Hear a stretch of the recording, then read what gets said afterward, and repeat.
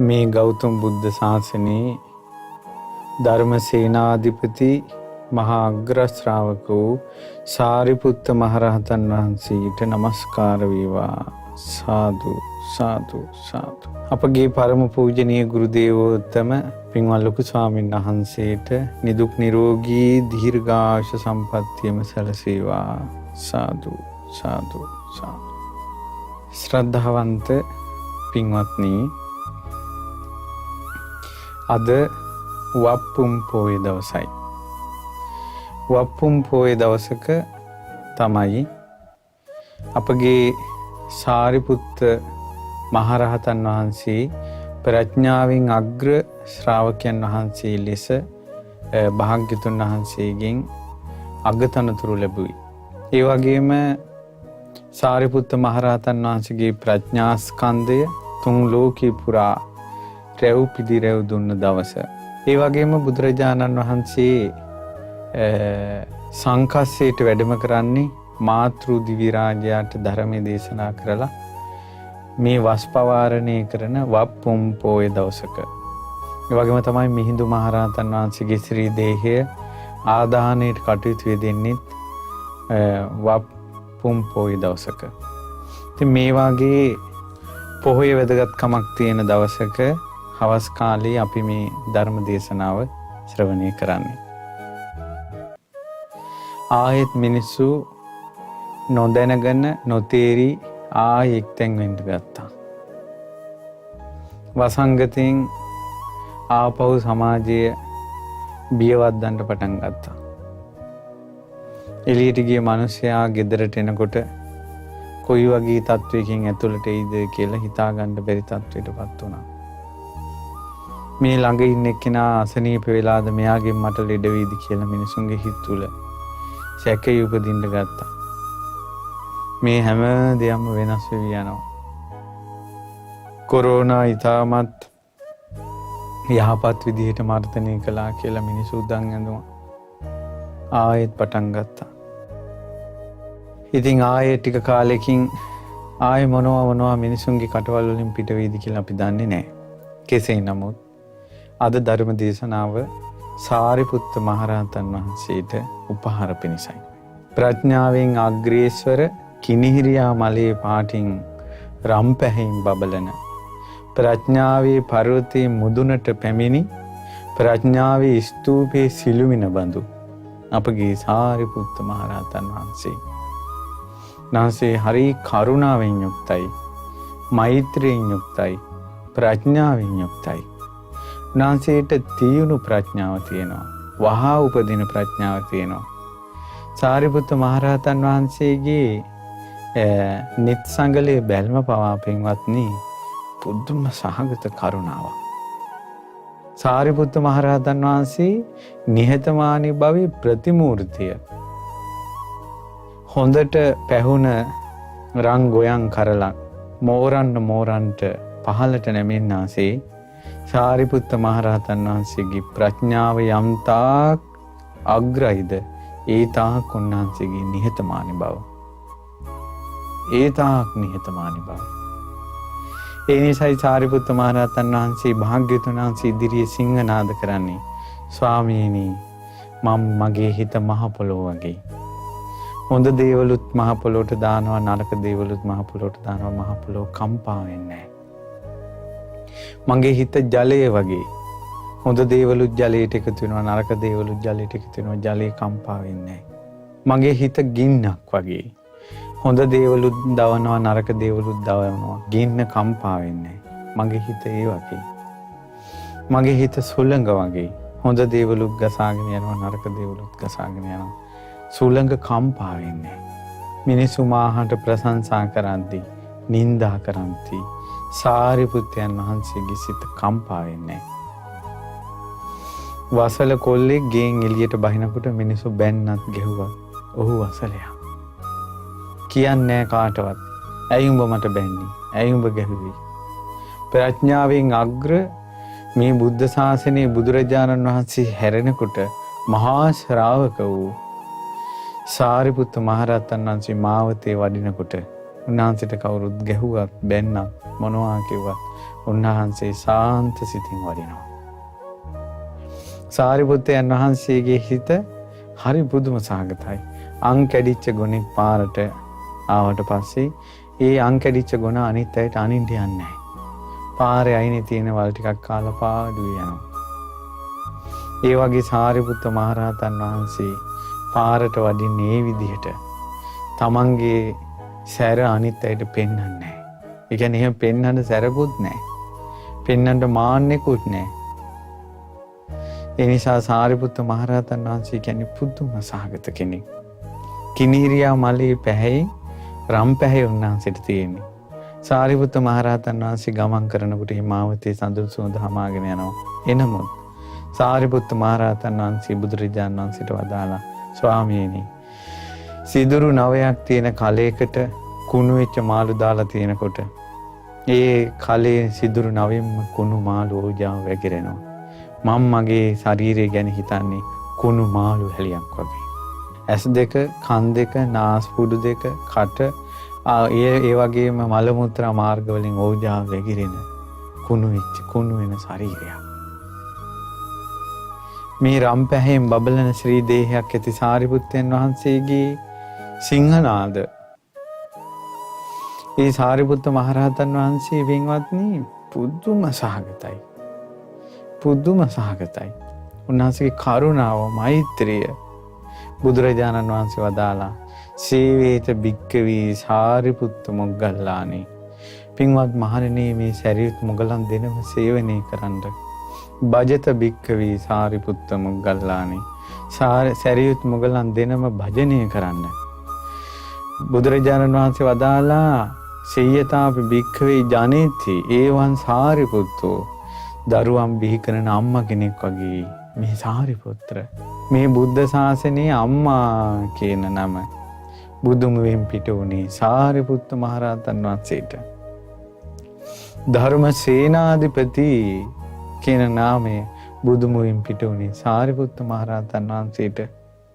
උන්වහන්සේ සංඝගණ සෙබෙව්වා. සංඝගණ සෝවනය කළා. සිරිමත් බඹසිරසේ පාපෙසෙනා සැරියුත් මහ මුගලන් පිළිවෙලිනා. ඒ සාරිපුත්ත මහරහතන් වහන්සේගේ ශ්‍රී පාදය මහා බ්‍රහ්මයාගේ සිරසේ පිහිටියා. අපේ බුදුරජාණන් වහන්සේගේ ශ්‍රාවක සංගරුවන සාරිපුත්ත මහරහතන් වහන්සේගේ කරුණා මහිමයට, උන්වහන්සේගේ මෛත්‍රියේ මහිමයට, සබ්‍රහ්මචාරී භික්ෂුන් වහන්සේලාට අම්මා කෙනෙක් වගේ උදව් කරපු බවට දෙස් දෙන, සාක්ෂි දෙන උතුම් දේශනාවක් අද මේ වප්පුම් පොය දවසේ ඔබට ඉගෙන ගන්න ලැබෙනවා. හරි සුන්දරයි. කොරෝනා වසංගතයට සිත සලිත වන, කොරෝනා වසංගතය තමා ළඟට පැමිණෙයිදෝ, කොරෝනා වසංගතය අපේ සමාජයේ වසාගෙන යද්දී අපිත් ඒ තුලට වැටෙයිදෝ කියමින් නිවෙස් වලට වී යම් තැති ගැනීමක් තියෙන මිනිස්සු ඉන්නවා. ඔවුන්ටත් අද මේ දේශනාව හරි අගෙයි. ඔබට කොරෝනා වැළඳෙන්නේ ඇයි? ඔබගේ හිත බය වෙන්නේ ඇයි? මේ සියලු දෙනා එක තැනකට වෙලා ගුලි වෙන්නේ ඇයි? මේ මිනිසුන්ගේ කටවල් මොකවාඩම් වලින් වැසී ගියේ ඇයි? යන වග මේ දේශනාවේ තිබෙනවා.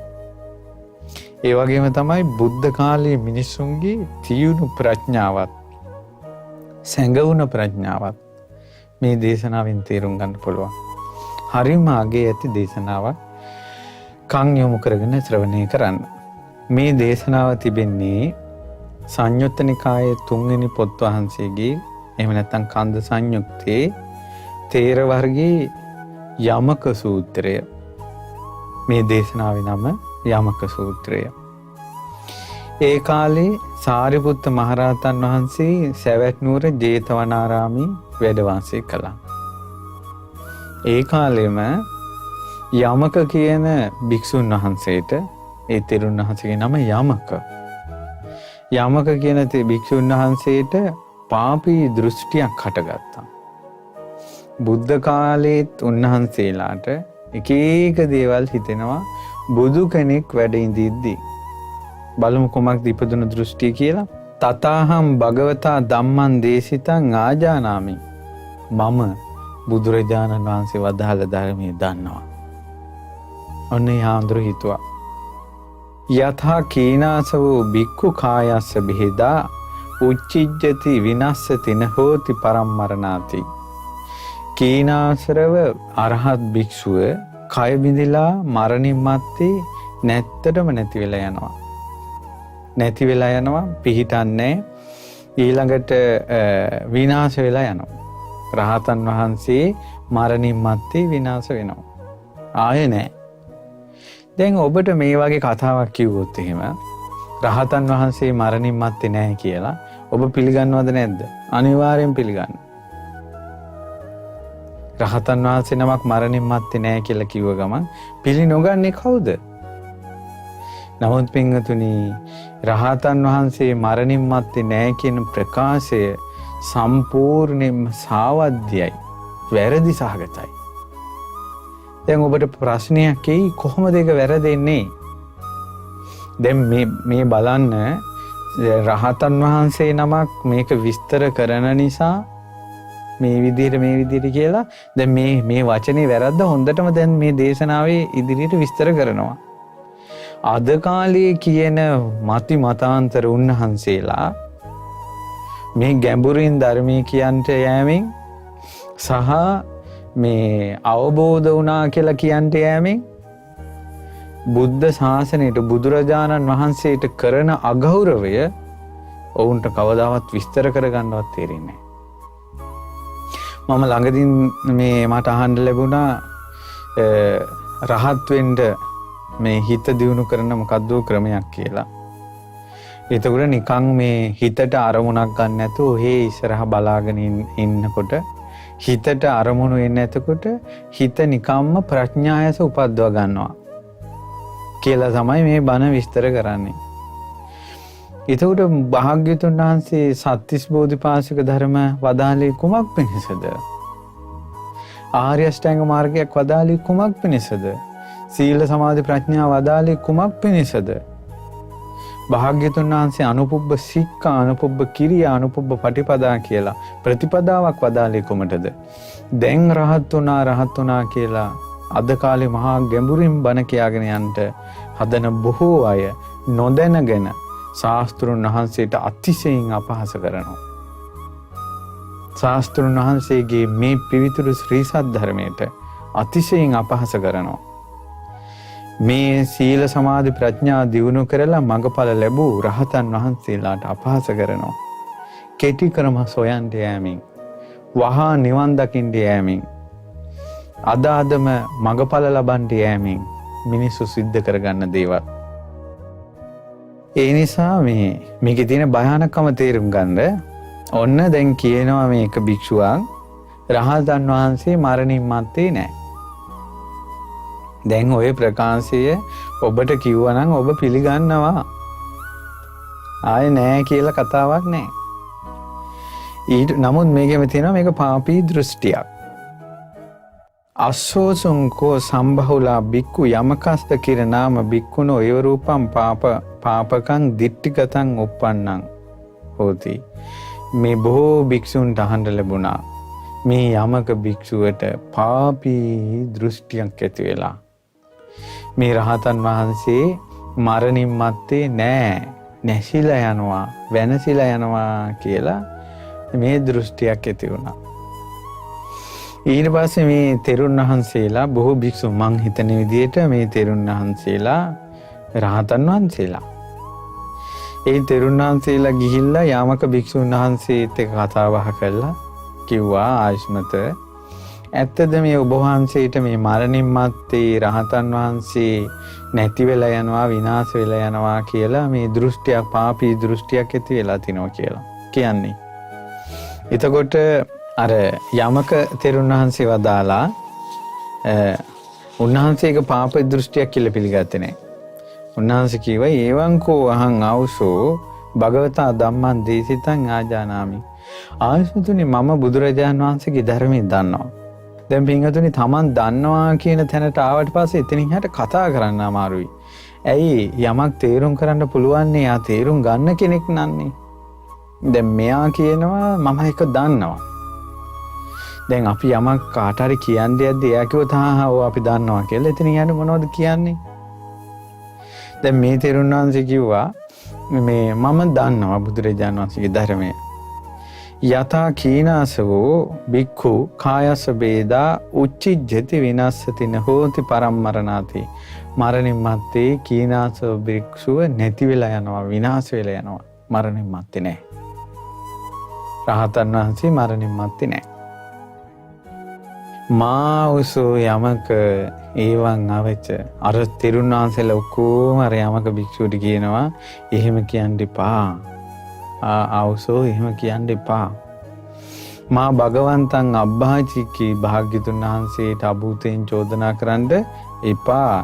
නහි සාදු භගවතු අබ්බක්ඛානම් භාග්‍යතුන් වහන්සේ නම් කවදාවත් කිසිම තැනක බුද්ධ වචනෙන් කියලා නැහැ, දේශනා කළා නැහැ. මරණින් මත්තේ රහතන් වහන්සේ නැහැ කියලා. දැන් ඔබට එහෙනම් කුතුහලයක් ඇති වෙන්නේ නැද්ද? එහෙනම් රහතන් වහන්සේට මොකද්ද වෙන්නේ කියලා දැනගන්න. මේ දේශනාවේ තියෙන එක. ඉතින් අර ඔක්කොම තෙරුන් වහන්සේලා යමක භික්ෂුවට කියනවා ඕක කියන්න එපා. බුදුරජාණන් වහන්සේ ඔහොම දෙයක් දේශනා කළා නැහැ. ඒවම්පිකෝ ආයස්මා යමකෝ තේහි බික්ඛුහි වුච්චමානෝ. මේ විදිහටත් මේ බොහෝ භික්ෂුන් වහන්සේලා යමක භික්ෂුවට කියද්දී තතේව තම් පාපකං දිට්ඨිගතං තාමසා පරාමස්ස අබිනිවිස්ස වෝහරති. තමන් ගත්ත අදහසේම කැරකී ඒක තමයි කතාව කියන්නේ. ඔබ වහන්සේලා කොහොමද එහෙම කියන්නේ? රහතන් වහන්සේයි ඔබ වහන්සේලා කියන්නේ රහතන් වහන්සේලා පිරිනිවන් පෑවට පස්සේ ඉන්නවද? ඔබ වහන්සේලා කියන්නේ කියලා මෙයා කරුණු කියා ඉන්නවා, එක දිගට කියනවා. අනිත් තෙරුන් වහන්සේලාට කතා කරන්න ඉඩක් නැහැ. තමන්ගේම අදහසෙම කැරකෙනවා. මොන කරුණ කිව්වත් අවසානයේ ඒ අදහසටම එනවා. ඊට පස්සේ යතෝකෝතේ බික්ඛු නාසක්ඛින් සුආයස්මන්තං යමකං ඒතස්මා පාපකා දිට්ඨිගතා විචේචේතුම්. මේ කරුණ විස්තර කරලා තේරුම් කරන්න අර භික්ෂුන් වහන්සේලාට බැරි වුණා. හැබැයි ඒ තෙරුන් වහන්සේලා එතනින් වැඩම කරලා අපගේ ධර්ම සේනාධිපති සාරිපුත්ත මහරහතන් වහන්සේ ළඟට පැමිණියා. සාරිපුත්ත මහරහතන් වහන්සේට ළඟට පැමිණිලා සාරිපුත්ත මහරහතන් වහන්සේට කියා හිටිනවා, ස්වාමීනි ආයුෂ්මත් සාරිපුත්තයන් වහන්සේ, මේ යමක භික්ෂුවට යමක කියන තෙරුන් වහන්සේට පාපී දෘෂ්ටියක් ඇති වෙලා තියෙනවා. රහතන් වහන්සේ මරණින් මත්තේ නැති වෙලා යනවා, විනාශ වෙලා යනවා කියලා. ඉතින් සාදායස්මා සාරිපුත්තෝ යේන යමකෝ බික්ඛු තේනුපසංකමතු අනුකම්පං උපාදාය. අනේ ඔබ වහන්සේ අනුකම්පා කරලා ওই යමක තෙරුන් වහන්සේ ළඟට ගිහලා ඔබ තේරුම් කරලා දෙන්නකෝ. අදිවාසීසිකෝ ආයස්මා සාරිපුත්තු තුන්නී භාවේන. නිහඬව ඉවසා වදාලා. ඉතින් සාරිපුත්තයන් වහන්සේ සවස් කාලේ භාවනාවෙන් නැගිටලා යමක තෙරුන් වහන්සේ ළඟට වැඩම කළා. ඒ යමක තෙරුන් වහන්සේ සමග කතා බහ කළා. එක පැත්තක අසුංගන සාරිපුත්තයන් වහන්සේ යමක භික්ෂුවට කියා හිටියා, ඇත්තද ආයුෂ්මතුනි, ආවුසෝ කියලා කියන්නේ තමන්ට වැඩිය බාල, පැවිද්දෙන් බාල, උපසම්පදාවෙන් බාල මේ භික්ෂුවකට අමතන වචනයක්. ඇත්තද ආවුසෝ මේ වගේ පාපී දෘෂ්ටියක් ඇති වුණා කියන්නේ? ඒ කියන්නේ භාග්‍යතුන් වහන්සේ වදාළ ධර්මයේ මම දන්නවා. ඒ ධර්මයට අනුව රහතන් වහන්සේ මරණින් මත්තේ නෑ, විනාශ වෙලා යනවා, නැති වෙලා යනවා කියලා වගේ. ඊට පස්සේ කිව්වා, ආයස්මත මේ මට ওই වගේ අදහසක් තියෙනවා තමයි. ඊට පස්සේ සාරිපුත්ත මහරහතන් වහන්සේ දැන් අනිත් තෙරුන් වහන්සේලා මෙහෙම කළේ. අනිත් තෙරුන් වහන්සේලා වදාලා ආවුසෝ භාග්‍යතුන් වහන්සේට අභූත චෝදනා කරන්න එපා කියලා ටිකක් අර චෝදනා ස්වභාවයෙන් තමයි කතා කරේ. දමනේ වුණේ නැහැ. සාරිපුත්ත මහරහතන් වහන්සේ වදාලා, ප්‍රිය ආයුෂ්මතුනි, මොකද්ද ඔබ වහන්සේට හිතෙන්නේ? රූපය නිට්ටය දෙයක්ද අනිත්‍ය දෙයක්ද කියලා ඇහුවා. දැන් අර අදහස දැන් රහතන් වහන්සේ මරණින් මත්තේ ඉන්නවද නැද්ද කියන කතාව පැත්තක තියලා සාරිපුත්ත මහරහතන් වහන්සේ ඇහුවා යමක තෙරුන් වහන්සේගෙන් රූපේ නිට්ටයයිද අනිත්‍යයිද? රූපය කියන්නේ පින්වත්නි සතර මහා ධාතුත් සතර මහා ධාතුන්ගෙන් හටගත් දේත්. සතර මහා ධාතු කියන්නේ පඨවි ආපෝ තේජෝ ආයෝ. දැන් හුදික් බලන්න මේ ශරීරය දිහා බලනකොට මේ ශරීරය පඨවි ආපෝ තේජෝ ආයෝ කියන සතර මහා ධාතුන්ගෙන් හටගත් දේවල්. අපිට ඇහැට පේන රූප ශබ්ද ගන්ධ රස ආදී දේවල් ඒවත් සතර මහා ධාතුන්ගෙන් හටගත් දේවල්. ඒතර මේ සතර මහා ධාතුත් සතර මහා ධාතුන්ගෙන් හටගත්ත මේ රූපය නිට්ටයයිද අනිත්‍යයිද කියලා අහන්නේ. දැන් ඔබට ඔබගේ රූපය ගැන මොකක්ද හිතෙන්නේ? නිට්ටයයිද අනිත්‍යයිද? අනිත්‍යයි. දැන් අපි කියමින් ඔබ මේ රූප රාමුවක් දිහා බලාගෙන ඉන්නකොට රූප රාමුව පවා අනිත්‍යයි. මේ ඇහෙන හඬ පවා අනිත්‍යයි. වෙනස් වෙවි යන එකක් නෙවෙයි. මීට කලින් හඬ අනිත්‍ය නොවුනා නම් ඊළඟ හඬ ඇහෙන්නේ නැහනේ. ඊළඟට පුංචි කාලේ අපි ගම ඕලාරික වශයෙන් ගත්තොත් අපි පුංචි කාලේ කතා කරපු ඒවා, ගියපු ඒවා, ඇවිදපු ඒවා, අපේ ෆොටෝ එකක් ගත්තත් මේ හැම දෙයක්ම වෙනස් වෙලානේ දැන්.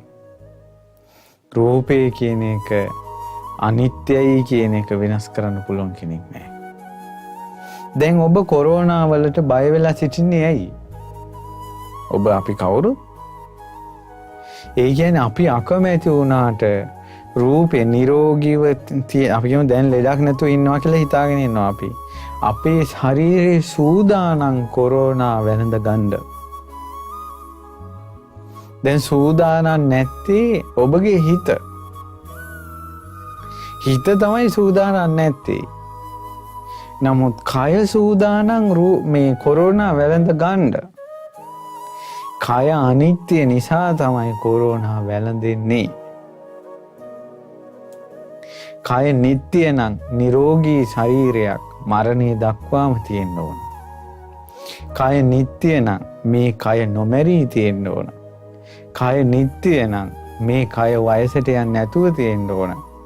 කය නිට්ටය නම් මේ කය ලෙඩ නොවී තියෙන්න ඕන. කය නිට්ටය නම් අපි මේ පිරිමි පාර්ශවය කෙස් ක්‍රැවුල් කපන්න නැතුව තියෙන්න ඕන. ඒ නිට්ටය නම් එකම විදිහට ඉන්නවනම්. නමුත් අනිත්‍යයිනේ. ඒ නිසා මේවා හොඳට නුවණින් විමසන භික්ෂුව නුවණින් විමසනවා රූපේ නිට්ටයයිද අනිත්‍යයිද කියලා. ඉතින් සාරිපුත්ත මහරහතන් වහන්සේ අර යමක භික්ෂුවකින් අහනවා දැන් මේ රූපේ නිට්ටයද අනිත්‍යද? ඊට පස්සේ කියනවා ස්වාමීනි රූපය අනිත්‍යයි. ඉතින් ප්‍රිය ආයස්මතුනි යම් පනා නිච්ඡං දුක්ඛං වාතං සුඛං වාති දුක්ඛං ආවසෝ. යමක් අනිත්‍ය නම් ඒක දුකයිද සැපයිද? යමක් අනිත්‍ය නම් ඒක දුකයි.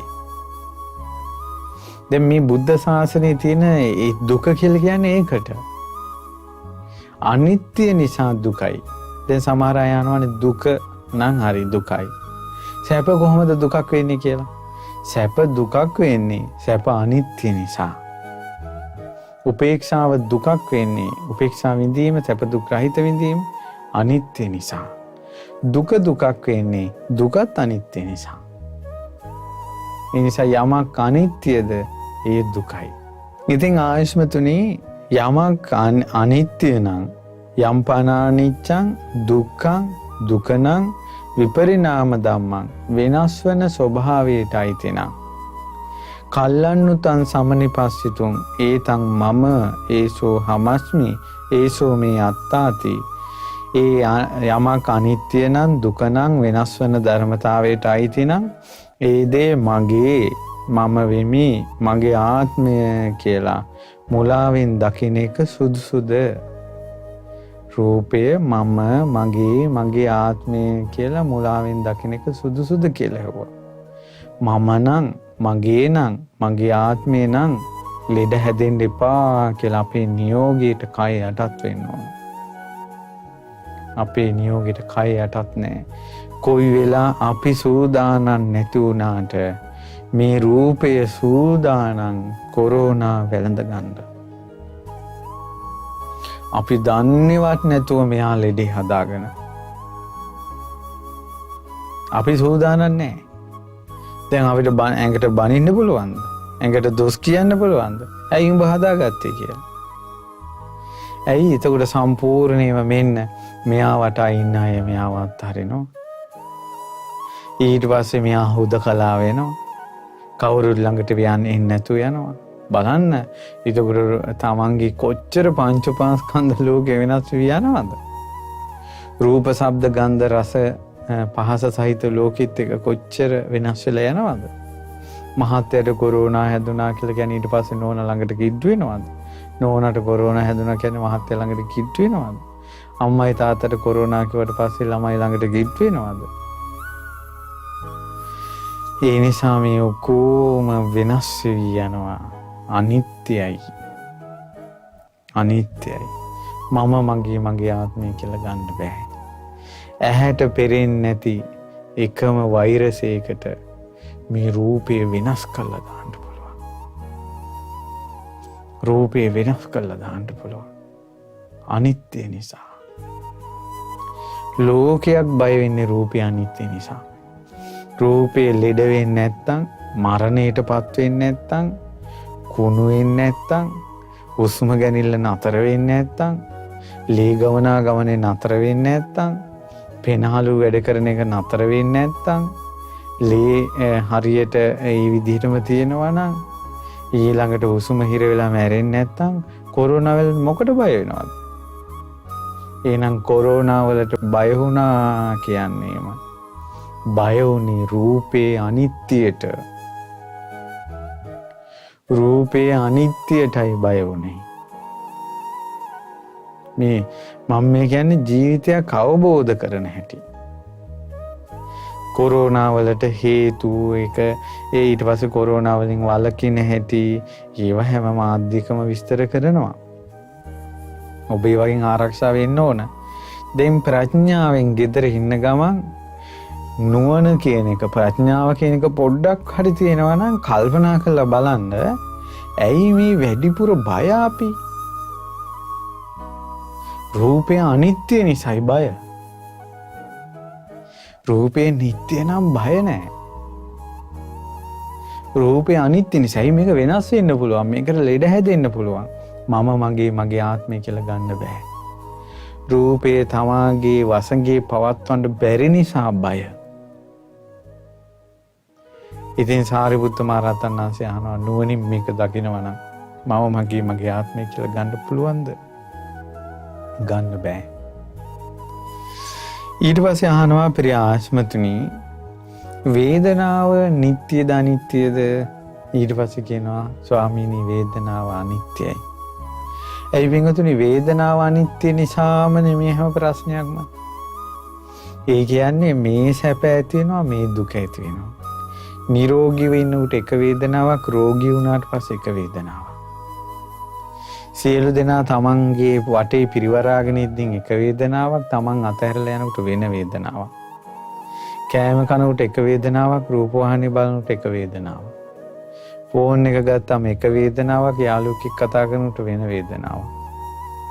ඊළඟට රූපවාහිනිය හෝ එහෙම නැත්නම් ෆෝන් එක හෝ වීඩියෝ එකක් බලද්දී එක එක වීඩියෝ එකේ එක එක මොහොතින් මොහොත තමන්ගේ වේදනාව වෙනස් වෙනවා. සමහර හිනාවි බලන චිත්‍රපටියෙම තව තැනක අඬනවා. තව තැනක අඬන චිත්‍රපටියෙම තව තැනක බය වෙනවා. තව තැනක බය වෙන චිත්‍රපටියෙම අත්පුඩි ගා හිනා වෙනවා. හොඳට බලන්න. මේක පුදුම සාගත වේදනාවක්. ඇයි මේ ස්පර්ශය වෙනස් වෙද්දී වේදනාව වෙනස් වෙනවා? දුක් සහගත ස්පර්ශයක් එද්දී දුක් විඳීම, සැප සහගත ස්පර්ශයක් එද්දී සැප විඳීම, සැප දුක් රහිත ස්පර්ශයක් එද්දී සැප දුක් රහිත වේදනාව. ඉතින් මේක නිට්ටයයිද අනිත්‍යයිද? අනිත්‍යයි. ඊට පස්සේ දැන් අපි මේ රෝගයෙන් වුණත්, කොරෝනා රෝගයෙන් වුණත් ඊට පස්සේ උසුම හිර වෙලා, උසුම ගන්නව අමාරු වෙලා ඊළඟට මේ රෝගයේ සම්බන්ධ වෙන වේදනාව ඔක්කොටම ඔහුට මුහුණ දෙන්න වෙනවනේ. ඊට පස්සේ ඔන්න තව බොහෝ දිනාට මේ රෝගය එහෙම සුව වෙලා යනවා. එතකොට රෝගී තියෙද්දී ඇති වෙන මරණ බයත් කියන වේදනාව, ඒ හිතන සිතුවිලිත් කියන වේදනාව එහෙම නැති වෙලා යනවා. සුව වුණාට පස්සේ ආයෙ සැනසෙලි උසුමක් හේවනවා. අනේ අපිට නම් ආයෙ යාන්තම් බේරුණා කියලා. අපි දන්නේ ඊළඟ මොහොත මොකක්ද ඔහුට කියලා. වේදනාව අනිත්‍යයි. ඒතකොට යමක් අනිත්‍ය නම් ඒක දුකයිද සැපයිද? යමක් අනිත්‍ය නම් ඒක දුකයි. ඊට පස්සේ අහනවා යමක් අනිත්‍ය නම් දුක නම් ඒක මම, මගේ ආත්මය කියලා දකින්න එක සුදුසුද කියලා අහනවා. ඇයි ඒක නිට්ටය නැත්තම් දුක් සහිත නම් තමන්ගේ වසඟේ වේදනාව පවත්වන්න බැරි නම්, ස්පර්ශයට අනුව නම් වේදනාව ඇති වෙන්නේ. අපිට ඕන විදිහට සැප උපදවා ගන්න පුළුවන් නම් අපි සතුටෙන් ඉන්න දෙපෑ. ඒ උනාට සතුටක් සොයාගෙන යනකොට කඳුලක් එනවා. සතුටක් සොයාගෙන යනකොට කඳුලක් එනවා.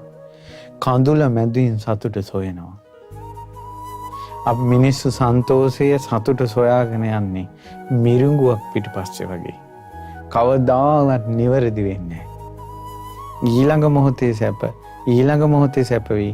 මේකෙන් සැප උපදී කියලා ඊළඟ මොහොතේ සැප පතනවා. බලන්න හොඳට මේවා අනිත්‍යයි. තමන්ගේ වසඟේ පවත්වන්න බෑ. හේතුඵල ධර්මයක් තියෙනවා. තමන්ට ඕන විදිහට නෙවෙයි තියෙන්නේ. දැන් ඇහි සැපක් උපදින්නේ වේදනාවක්. ඇහැයි රූපයයි විඥානය එකතු වීමෙන්. ඒකට ඇහැයි රූපයයි විඥානය එකතු වීම කියන හේතුවක් තියෙනවා.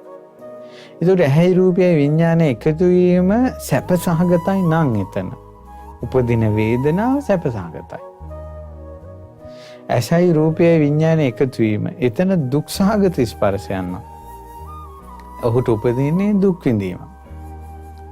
ඇසයි රූපයයි විඥානය එකතු වීම එතන සැප දුක් රහිත ස්පර්ශයන් නම් උපදින්නේ සැප දුක් රහිත වේදනා. ඒතර කෙටියෙන් මේක තේරුම් ගන්න තියෙන්නේ වේදනාව අනිත්‍යයි. වේදනාව අනිත්‍යයි. මේකේ ලස්සන කාරණාවක් තියෙනවා පින්වතුනි අවසානයේට. ඒ නිසා මේක දැනට හොඳට අහගෙන ඉන්න. ඊට පස්සේ අහනවා සංඥාව නිට්ටයයිද අනිත්‍යයිද? එතකොට සංඥාව උපදින්නේ පින්වතුනි ස්පර්ශ නිසා. ස්පර්ශය හැම වෙලාවෙම වෙනස් වෙනවා. ඇහි රූපය විඥානය එකතු වීම වෙනස් වෙනවානේ. දකින්න රූපයක් පාසා. ඊට පස්සේ කනට ඇහෙන ශබ්ද වෙනස් වෙනවානේ. ඇහෙන හඬක් පාසා. එතකොට ඒ ස්පර්ශය නිසා හටගන්න සංඥාව, රූප හඳුනා ගැනීම, ශබ්ද හඳුනා ගැනීම, රස හඳුනා ගැනීම කොච්චර වෙනස් වෙනවද? දැන් අපි හඳුනාගත්තා ඔන්න අපේ රටට කොරෝනා ඉන්නේ නැති වෙයි. ඒක කොරෝනා ආවා. අනේ මොකක් වෙයිද? ඔන්න ඒක එහෙම යට ගියා. අනේ අපි නම් යාන්තම් බේරුණෝ. ඔන්න ආය ආවා. අනේ ඊළඟට මොකක් වෙයිද? දැන් මේ අපිට හිතා ගන්න බෑ මිනිස්සු මේ ලෝකේ දිහා බලන විදිය, රූප, ශබ්ද, ගන්ධ, රස, පහස අනුව සංඥාවල් ඇති කර ගන්න විදිය හිතා ගන්න බෑ. සංඥාවල් අනිත්‍යයි. ඊට පස්සේ මේ ආණ්ඩුව හොඳයි. ඊට කාලයක් යනකොට ඒ ආණ්ඩුවට බයිනවා. ඒ කවුරුත් මේ ලෝකේ දේශපාලනික වශයෙන් ගත්තත්, මතිමතාන්තර ගත්තත් එනේන එක හොඳයි කියන. ඊට පස්සේ ඒවම ඒ අය විවේචනය කරනවා. ඇයි මේවා තියෙන්නේ? මේ තියෙන්නේ සංඥාවේ අනිත්‍ය ස්වභාවයත් එක්ක. තමන්ට තේරෙන විදිහට තේරුම් ගන්නවා. ඊට පස්සේ සංඥාව අනිත්‍ය නම් ඒක දුකද්ද සැපද්ද? දුකයි. යමක් දුකයි නම් ඒක මගේ ආත්මය කියන එක විදිහට ගන්න පුළුවන් දෙයක් එහෙම ගන්න බෑ. දැන් හොඳට මතක තියාගන්න මේකෙන් ඉස්සෙල්ලාම තේරුම් ගන්නේ දුකවත් ඉස්සල්ලාම තේරුම් ගන්නේ අනාත්මයවත් නෙවෙයි. ඉස්සල්ලාම තේරුම් ගන්න තියෙන්නේ අනිත්‍ය. අනිත්‍ය කියන එක තේරෙනකොට තමයි දුක තේරෙන්නේ, අනාත්මය තේරෙන්නේ. අනිත්‍ය තේරෙන්නේ නැතුව, දුක් සහිත දේ තේරෙන්නේ නැතුව එකවර අනාත්මය තේරුම් ගන්න බෑ. ඒ නිසා තමයි අනාත්ම ලක්ෂණ සූත්‍රයේ පවා අනාත්මයේ සුවිස්තර කරන දේශනාවේදී පවා ඉස්සලාම අනිත්‍ය දේ දුක, අනිත්‍ය නම් දුක නම් වෙනස් වෙනවා නම් ඒක මම නෙවෙයි, මගේ නෙවෙයි, මගේ ආත්මය නෙවෙයි කියලා අනාත්මය විස්තර කරන්නේ. ඉතින් සාරිපුත්ත මහ රහතන් වහන්සේ දේශනා කරනවා සංස්කාර නිට්ටයයිද අනිත්‍යයිද? සංස්කාර කියලා කියන්නේ චේතනාවට. චේතනාවට තමයි සංස්කාර කියන්නේ. ඒතර මේ චේතනා පහළ කිරීම නිට්ටයද අනිත්‍යද කියලා ඇහුවා. දැන් පින්වතුනි කොච්චර චේතනාව අනිත්‍යයිද කියනවා නම් දැන් ඔන්න මීට ඔය කොරෝනා ප්‍රශ්නේ එන්න කලින් අපිත් බනවලට ටෙලිෆෝන් ගැන කිව්වා. මේ මොන් විනාශ වෙනවා ටෙලිෆෝන් පාවිච්චි කරද්දී. ඒ නිසා මේ පොඩි ළමයි ටික බේර ගන්න ඕන කියලා. අම්මලාත් එක අදහස හිටියේ අනේ අපිට කියන්න බැරි එක හාමුදුරුවෝ හරි කියනවා මේ ටෙලිෆෝන් මේ එහෙම නැත්තම් මේ සයිබර් අවකාශයට මොන් වැටුනොත් එහෙම කොහේ සුලි සුලඟට අහු වෙලා යයිද දන්නේ කියලා ඔන්න දැන් කට්ටිය කතා වුණා. ඔන්න කොරෝනා ප්‍රශ්නෙත් එක්ක මේ ඔන්න ආවා පන්ති කරන ඒවා මේ WhatsApp වලින් ඉන්ටර්නෙට් එකෙන් කරන්නේ ගෙදර ඉඳලා බලන්න ෆෝන් එකක් ගන්න. ඒකට පන්ති කරන්න ෆෝන් එකක් අම්මලා තාත්තලාටම අරන් දෙන්න සිද්ධ වුණා. ඒකට කලින් මොනවද හිතුවේ? පස්සේ මොනවද වුනේ? දැක්කද මේ චේතනාවේ අනිත්‍ය බව? චේතනාවේ අනිත්‍ය බව. අපි හිතාගෙන ඉන්නේ කොහොමද? ලෝකෙ කැරකෙන විදිහට මිනිස්සුගේ චේතනාවල් වෙනස් යනවා. හැම දෙයක්ම වෙනස් වෙලා යනවා. දැන් හිතාගෙන ඉන්නවා හැමදාම මේ විදිහට බුද්ධ ශාසනය තියෙයි කියලා. අපි අවසානයේ බුදුබණ පදයක් කියන්න කෙනෙක් නැති දවසක් උදා වෙනවා. මේ හැම එකක්ම අනිත්‍යයි. ඒ නිසා පුංචි ළමයි කාලේ අපි ළමයි ගැන හිතපු ඒවා, ඔයාලගේ ළමයි ගැන. ඒ ළමයි ලොකු වෙනකොට ඒ ළමයි ගැන හිතපු ඒවා. ඒ ළමයි ඉගෙන ගන්නකොට හිතපු ඒවා. ඒ ළමයිට ආවා විවාහ කරනකොට හිතපු ඒවා. ඒ ළමයිට ළමාලා පිටේ ඉන්නකොට හිතපු ඒවා. ඊළඟට ඔබගේ වයසට ගියාට පස්සේ මරණ මංචකේ ඔබ හිතන ඒවා හැම දෙයක්ම වෙනස් වෙවි යනවා. නිත්‍ය අදහසක මිනිසෙක් ඉන්නේ. වෙනස් වෙවි යනවා. ඉස්සෙල්ලාම අපි මේ ධර්මය ඇහෙන්න කලින් මෛත්‍රී බුදුන් දැක නිවන් දකින්න ඕන කියලා පතපතා හිටියා. ඊට පස්සේ චතුරාර්ය සත්‍ය ධර්මය ඇහෙන්න ගත්ත සංසාරේ බියකරුයි කියලා අහන්න ලැබුණා. අනේ ඉක්මනට නිවන් දකින්න නැත්තම් කියලා හිතුණා. ඊට පස්සේ ඕන කාලයක් යනකොට මේ නිවන් දකින්න තියෙන ಗುಣධර්ම පුරුදු කරන්න අමාරුයි. ඒකට Taman තුල සුදුසුකම් නැහැ කියලා හිතනකොට සුදුසුකම් පුරා ගන්න ඕන කියලා හිතනවා. ඕන්න දැන් චේතනාව වෙනස් වෙවි යනවා. ඊළඟට මේක සුගතියකට ගිහිල්ලා හරි කරගන්න ඕන කියලා හිතෙනවා. ඊළඟට අඩුම තරමේ තිස දැන් නිවන් දකින්න කියලා පටන් ගන්න තිසරණේවත් රැඳි අනින්න කියනවා. මේ චේතනාව වෙනස් වෙවි යනවානේ. චේතනාව වෙනස් වෙවි යනවා. ඊට පස්සේ ඔන්න දැන් සමහර අය ඉක්මනට නිවන් දකින්න ඕන, මාර්ගඵල ලබන්න ඕන, මෙන්න රහතන් වහන්සේ නමක් කියලා හොයාගෙන යනවා. එතකොට රහතන් වහන්සේ නමක් හොයාගෙන ගියේ. සමහර අය කියනවා දානෙ ටිකක් දුන්නත් ඇති. ඊට පස්සේ ආය අවසානයේ යා නවතින්නේ එක්කෝ මොකක් හරි බුදුන් උපන්නේ ලංකාවේ කියලා හරි මොකක් හරි විකාරයක නතර වෙනවා. ගියේ කොහෙද? යන්න උනේ කොහෙද? කොච්චර චේතනාවල් වෙනස් වෙවි ගියාද? ඒ නිසා දකින රූපයක් පාසා, අහන හඬක් පාසා, දැනෙන ගඳ සුවඳක් පාසා, දැනෙන පහසක් පාසා චේතනාව වෙනස් වෙනවා. ඒක අනිත්‍යයි. යමක් අනිත්‍ය නම් ඒක දුක් සහිතයි. යමක් අනිත්‍ය නම් දුක් සහිතයි නම් ඒක මම නොවේ, මගේ නොවේ, මගේ ආත්මය නොවේ. ඉතින් එහෙම ගන්න සුදුසු නෑ නේ කියලා. ආත්ම වශයෙන් ගන්න සුදුසු නෑ නේ කියලා වදාළා සාරිපුත්තයන් වහන්සේ. සාරිපුත්තයන් වහන්සේ වදාලා ආයුෂ්මතුනි විඥානය ගැන මොකක්ද හිතන්නේ? විඥානේ නිට්ටයද අනිත්‍යද කියලා ඇහුවා. විඥානය කියන්නේ පින්වතුනි විඥානය කියලා වෙනම භෞතික දෙයක් එහෙම තියෙන කතාවක් නෙවෙයි. විඥානය කියන්නේ ඇහෙන් රූපේ දැන ගන්නවා. මේකට කියනවා චක්කු විඥාන. ඇහෙන් රූපේ දැන ගන්නවා. කනෙන් ශබ්දේ දැන ගන්නවා. ඒකට කියනවා මේ සෝත විඥාන. නාසයෙන් ගඳ සුවඳ දැන ගන්නවා. ඒකට කියනවා ගාහන විඥාන. දිවෙන් රසය දැන ගන්නවා. ඒකට කියනවා ජීවහා විඥානය. කයෙන් පහස දැන ගන්නවා. ඒකට කියනවා කාය විඥාන. මනසින් අරමුණු දැන ගන්නවා. ඒකට කියනවා මනෝ විඥාන කියලා. එතකොට විඥානය එතකොට දැන ගැනීමේ ස්වභාවය කොහොමද නිට්ටය වෙන්නේ? ඇහත් අනිත්‍ය වෙනවා නම්, රූපත් අනිත්‍ය වෙනවා නම්, ඒවා දැන ගැනීම කොහොමද නිට්ටය වෙන්නේ? ඇහත් අනිත්‍ය නම්, රූපෙත් අනිත්‍ය නම්, ඒ දෙක නිසා හටගන්නා වූ විඥානයේ කුතෝ නිච්ඡං භවිස්සති. කොහොමනම් නිට්ටය වෙන්නද? එහෙනම් භවෙන් භවයට යන විඥානයක කතාව හරිද? ඒ විඥානේ ආකාශයේ රැඳිලා තියෙනවා කියන කතාව හරිද? තව කෙනෙක්ගේ විඥානය මෙහෙම කරන්න පුළුවන් කියන කතාව හරිද?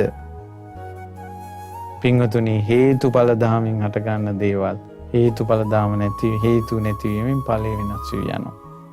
එහෙනම් විඥානයත් අනිත්‍යයි. යමක් අනිත්‍ය නම් ඒක දුකයිද සැපයිද? දුක් සහිතයි. යමක් අනිත්‍ය නම් දුක නම් වෙනස් වෙනවා නම් ඒක මම නොවේ, මගේ නොවේ, මගේ ආත්මය නොවේ කියලා තමයි දකින්න තියෙන්නේ. මම මගේ ආත්මය කියලා දකින්න එක සුදුසුද කියලා ඇහුවා. ඉතින් යමක තෙරුණාංශ කියනවා එහෙම දකින්න එක සුදුසු නෑ කියලා. ඊට පස්සේ හරි ලස්සනට දැන් ඔන්න අර රහතන් වහන්සේ මරණින් මත්තේ නැති වෙලා යනවා කියලා මේ තෙරුණාංශගේ අදහසට මොකක්ද වෙන්නේ කියලා බලමු දැන්. තස්මාතිය ආවසෝ යමක යංකින්චි රූපං අතීතානාගත පච්චුප්පන්නං අජ්ජත්තං වා බහිද්ධා වා ඕලාරිකං වා සුකුමං වා හීනං වා පනීතං වා යන්දූරේ සම්තිකේවා.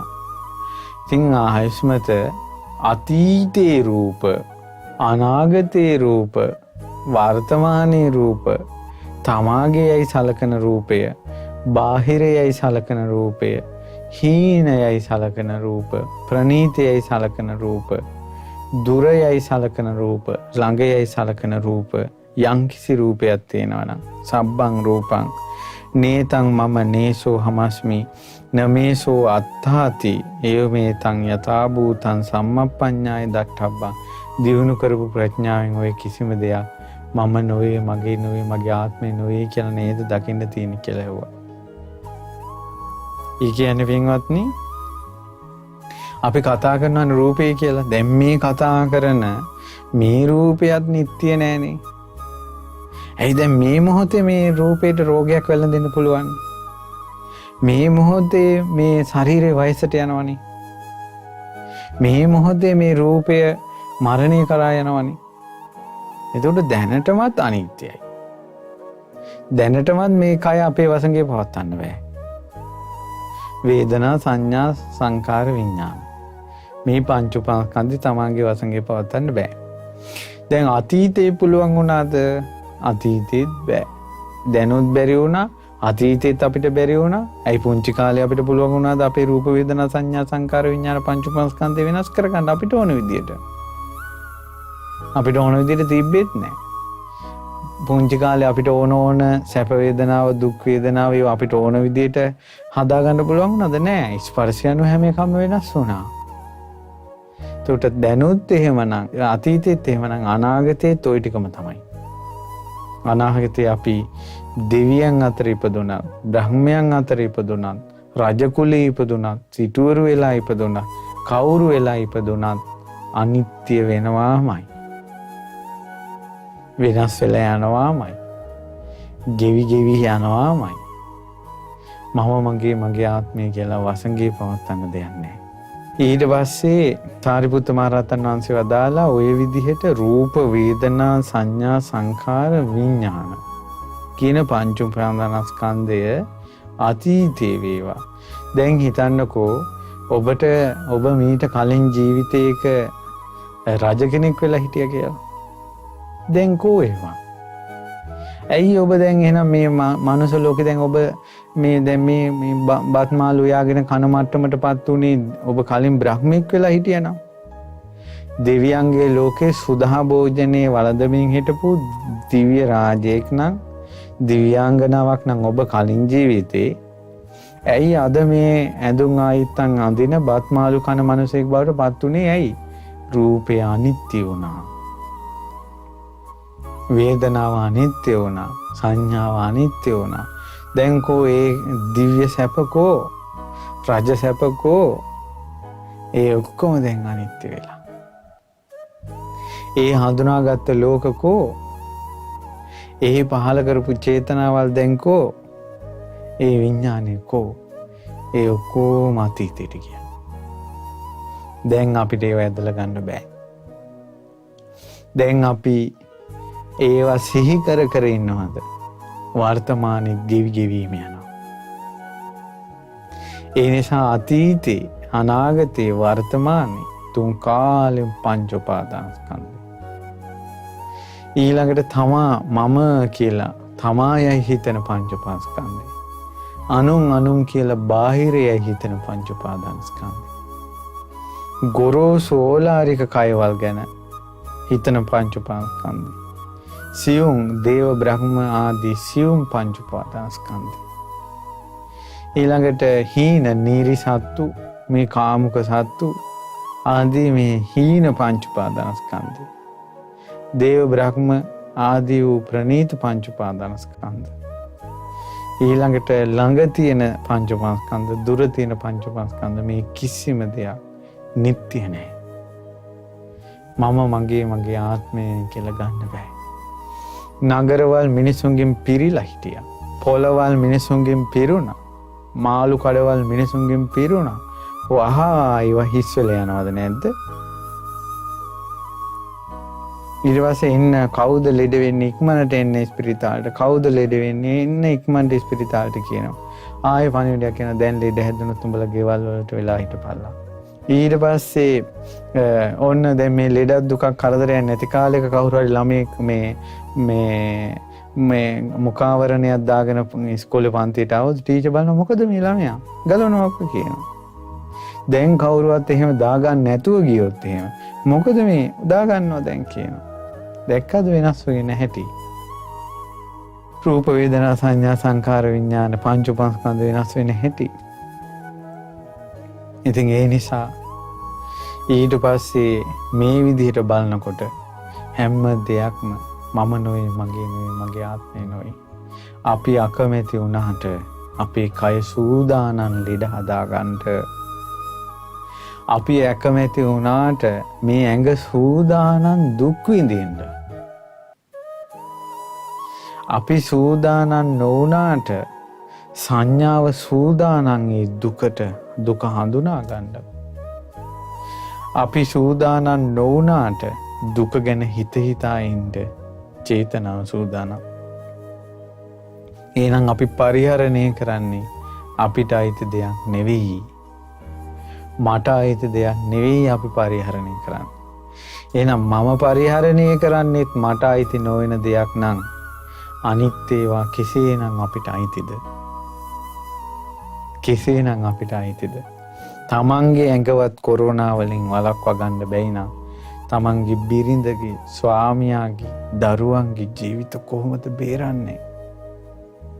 තමනුත් බයෙන් නම් ඉන්නේ. ඒ නිසා මේක පුදුම සහගතයි. ඊට පස්සේ අහනවා ඒවම් පස්සං ආවසු යමක සුතවා ආර්ය ශාවකෝ රූපස්මින් පිනිබ්බින්දති.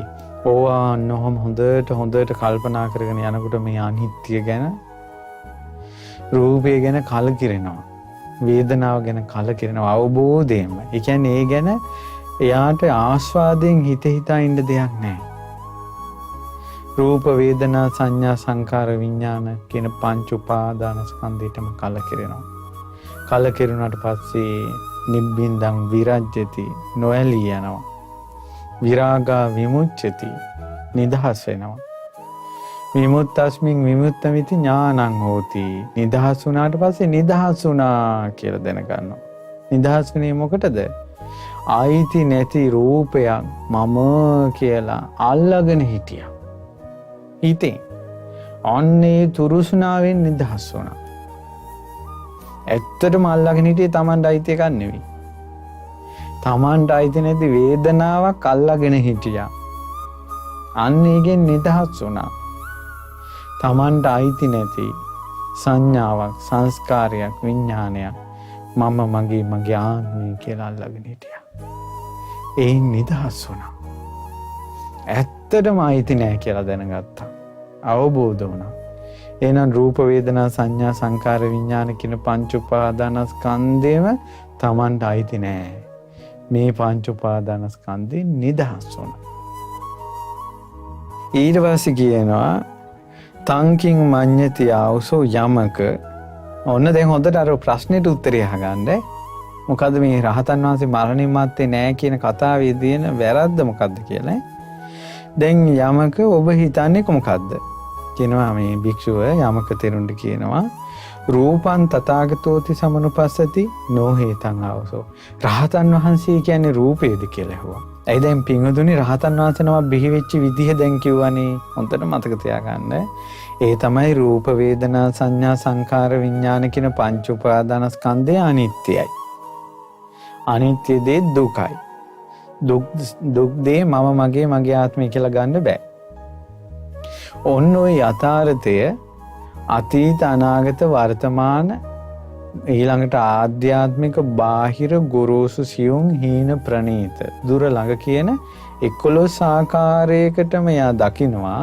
11 ආකාරයකට මෙයා දකිනවා මෙතන මගේ ආත්මය කියලා දෙයක් නැහැ කියලා. එහෙම දකිනකොට මේ ආස්වාදයෙන් රූප වේදනා සංඥා සංකාර පිටිපස්සේ මේ පෙරේතෙක් වගේ වැටිගෙන මේකෙන් ආස්වාදයේ හොයා යන කෙනාගේ ජීවිතය නුවණින් අර ප්‍රඥාව අවදි වීමත් එක්ක යථාර්ථය දැකීමත් එක්ක එයා මේකේ සැබෑ ස්වභාවය වටහා ගැනීමත් එක්ක අවබෝධයෙන් කලකිරීමේ පිහිටනවා. කලකිරුණ කෙනා නොඇලෙනවා. නොඇලෙන්නේ පංච උපාදානස්කන්ධයට. එතකොට පංච උපාදානස්කන්ධයට ඇලෙන්නේ නැතිකොට නිදහස් වෙනවා. පංච උපාදානස්කන්ධයෙන් නිදහස් වෙනවා. ඒතර පංච උපාදානස්කන්ධෙම අනිත්‍යයි දුක්ඛයි අනාත්මයි කියලා අවබෝධ කරගෙන ඒ නිදහස් වුණා කෙනාට තමයි රහතන් වහන්සේ කියන්නේ. දැන් අහනවා යමක තෙරුණ්ඩ රහතන් වහන්සේ කියන්නේ එහෙනම් රූපයටද? දැන් රූපෙන් නිදහස් වුණ කෙනාට රහතන් වහන්සේ කියන්නේ.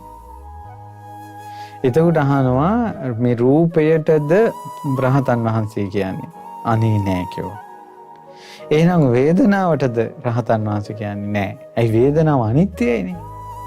අනිත්‍ය අවබෝධ කරලා ඉන්න නිදහස් වෙච්ච කෙනාට රහතන් වහන්සේ කියන්නේ. එතකොට වේදනාවටද කියලා අහනවා රහතන් වහන්සේ කියන්නේ නැහැ.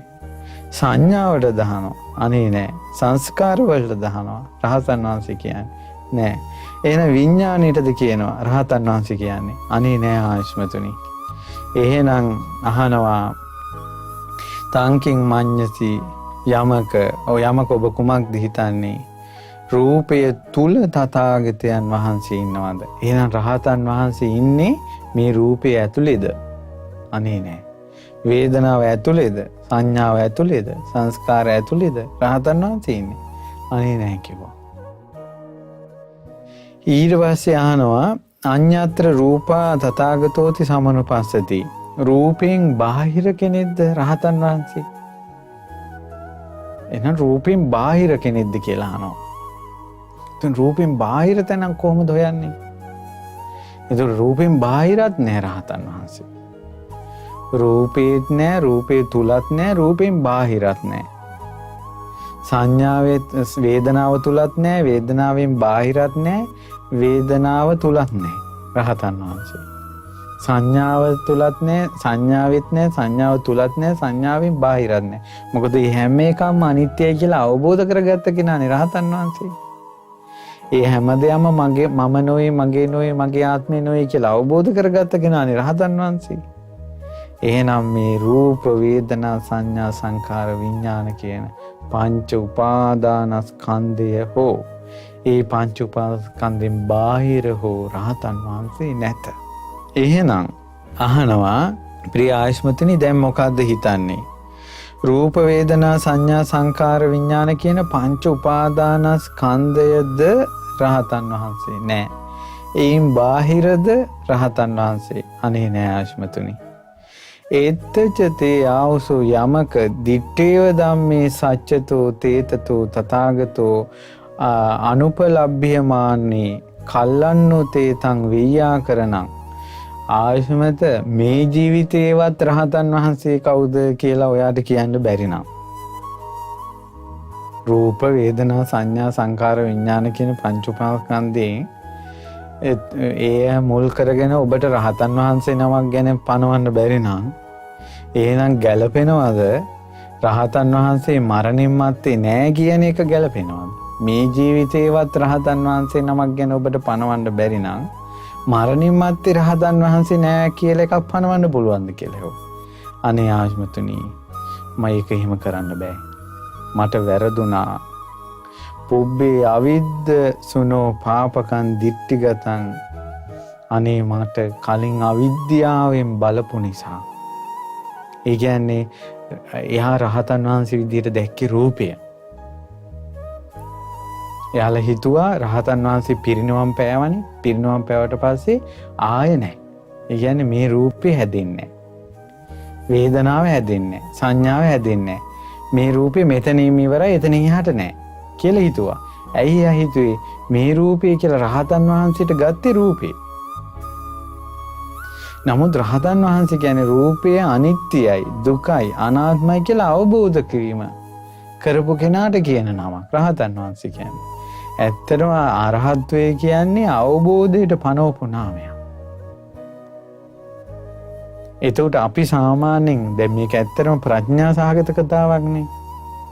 රූප වේදනා සංඥා සංකාර විඥාන තුලින් රහතන් වහන්සේ නමක් පනවන්න බෑ. ඇත්තටම කිව්වොත් ඒ තථාගත ශ්‍රී සද්ධර්මය අවබෝධ කරපු රහතන් වහන්සේගේ ස්වභාවය අපිට මේ ලෝකී ව්‍යවහාරයෙන් කතා කරන එක පුදුම සහගතයි. ඉතින් මේ ලෝකේ උස දිග පළල සුදු කළු මහත මේ හැම දෙයක්ම මිනිසු පනවගෙන තියෙන කෙලිස් සහිත වචන. තින් ලෝකේ මිනිසුන්ගේ කෙලිස් සහිත වචන වලින් නිකෙලෙස් මුනිවරු ගැන කියන එක පුදුම සහගතයි. ඒක සාමාන්‍ය මිනිසෙකුට කරන්න බෑ. ඒ නිසා තමයි මේ අරහත්ත්වයේ පිළිබඳවත් රහතන් වහන්සේලා පිළිබඳවත් බුදුරජාණන් වහන්සේ වදාළ වචන ටිකම විතරයි තියෙන්නේ වර්ණනා කරන්න. ඒක තමයි බුදුරජාණන් වහන්සේගේ අසිරිය. ඒ කියන්නේ මේ සියලු ලෝක ස්වභාවය ඉක්මවා ගිය ස්වභාවයකට ලෝකේ වචන වලින් විස්තර කරපු එක තමයි අසිරිය. ලෝකේ සියල්ල ඉක්මවා ගිය ස්වභාවය මේ ලෝකයේ වචන වලින් විස්තර කරනවා. ඒක තමයි ප්‍රාතිහාර්ය. ඊට පස්සේ දැන් මේ ස්වාමීන් වහන්සේටම තේරුණා දැන් මම මරණින් මත්තේ රහතන් වහන්සේ නෑ කියලා කිව්වේ මේ රූපේ දිහා බලලා. ඒ මේ රූපේ පිරිනවම් පානවනේ. පිරිනවම් පාලා උසම ටික නැති වෙච්ච ගමන් ඊළඟට ආයේ නැහැ රහතන් වහන්සේ නම. ඒ කියන්නේ ඒ දක්වා රහතන් වහන්සේ හිටියා මේ රූපෙන් කියලා. ඒ කියන්නේ යා රහතන් වහන්සේ පැනෙව්වේ රූප වේදනා සංඥා සංකාරවල. නමුත් රහතන් වහන්සේ කියලා කියන්නේ රූප වේදනා සංඥා සංකාර විඥානෙන් නිදහස් වුණ කෙනාට. එතන මේ ලෝකයේම රූප වේදනා සංඥා සංකාර විඥාන මුල් කරගෙන හෝ එයින් බාහිර හෝ කෙනෙකුට රහතන් වහන්සේ පනවන්න බෑ. මේ ජීවිතේම රහතන් වහන්සේ නම පනවන්න බැරි එකේ මරණින් මත්තේ ගැන කවර කතාවද? ඒ නිසායි බුදුරජාණන් වහන්සේ ප්‍රශ්න 10කට උත්තර දෙන්නේ නැත්තේ. ඇවිල්ලා අහනවනේ රහතන් වහන්සේ මරණින් මත්තේ ඉන්නවද?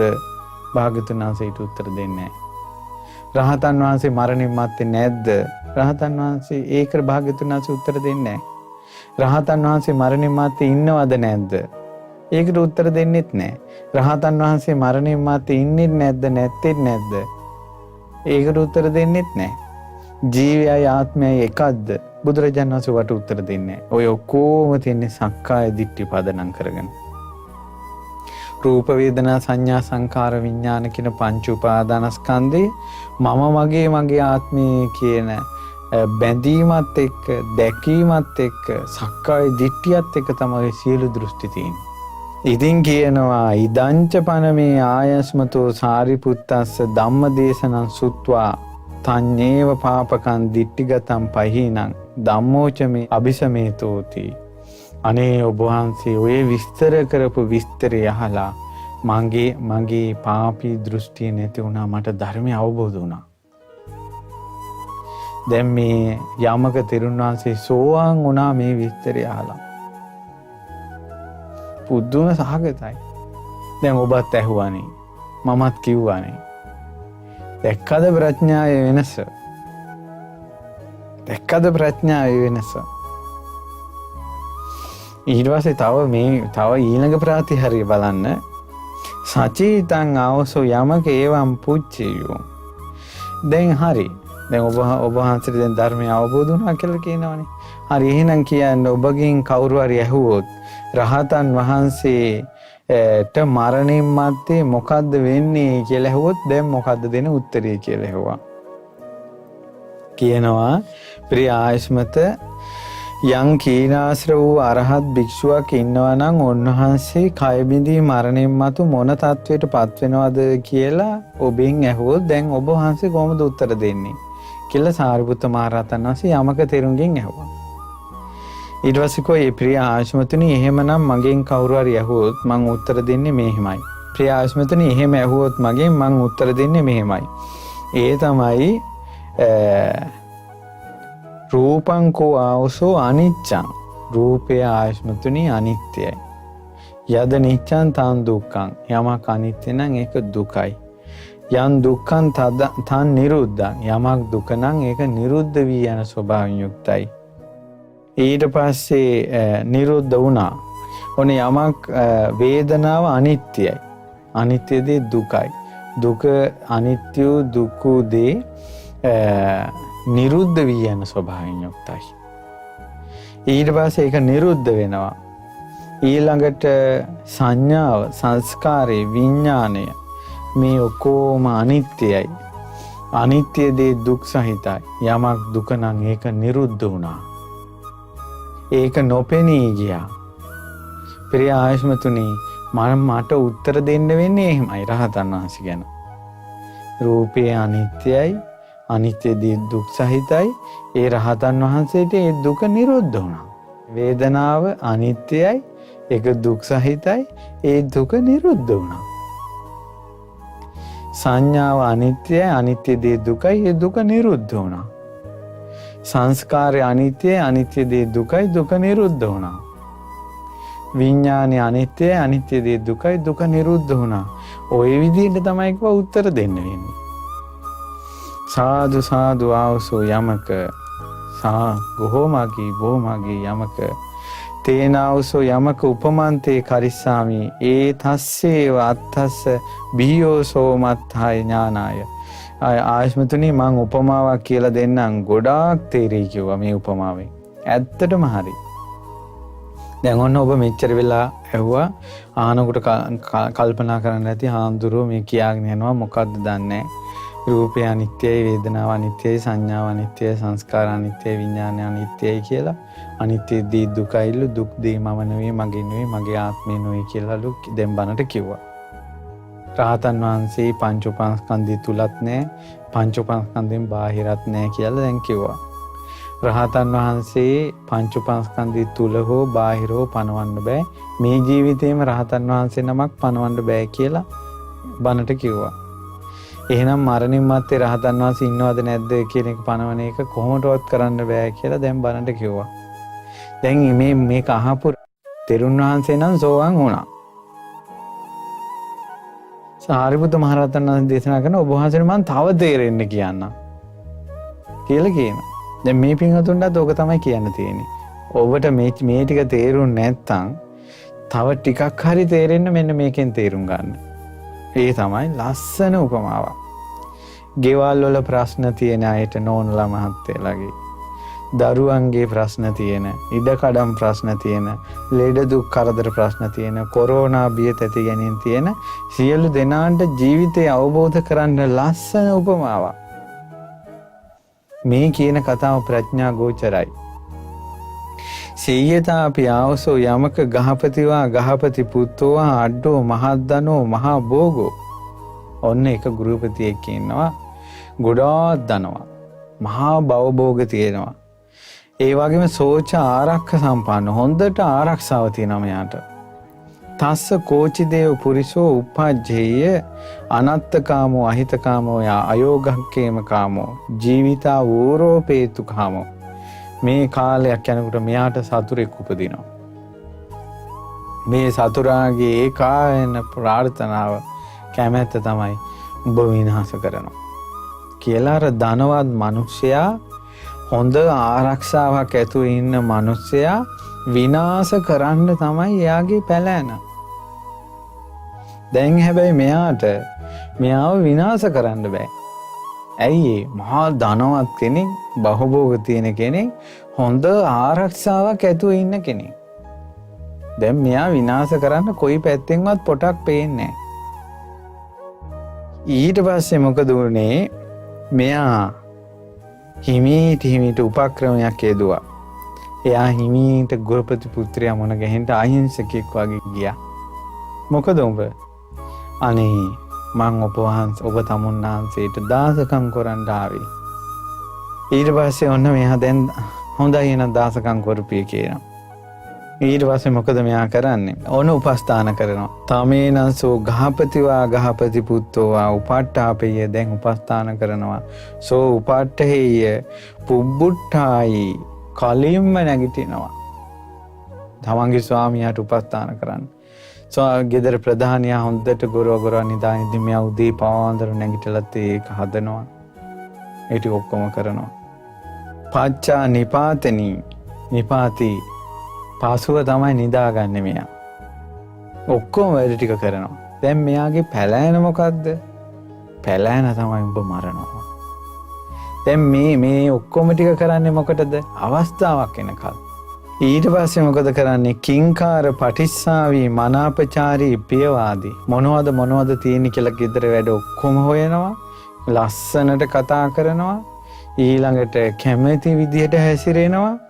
තස්සසෝ ගහපතිවා ගහපති පුත්තෝවා මිත්තෝපි එනං සද්දේය.